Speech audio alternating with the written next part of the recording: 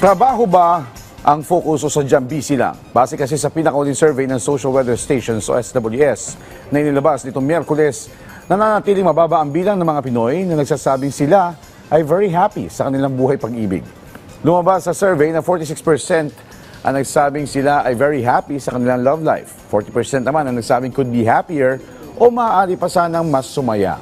At 14% naman ang umaming walang love life. Kung saan, kapareho ng datos noong nakaraang taon ang 46% na naitala ngayong taon.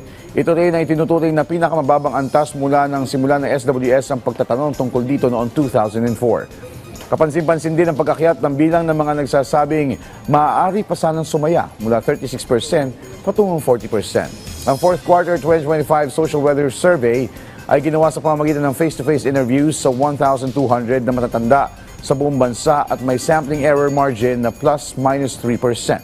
Bagamat papalapit na ang araw ng mga puso, tila ay pinapakita ng datos na mas maraming Pilipino ngayon ang naghahanap pa ng higit na lalim at saya sa kanilang mga relasyon. Habang ang iba naman ay tila mas natututunan ng maging masaya kahit mag-isa.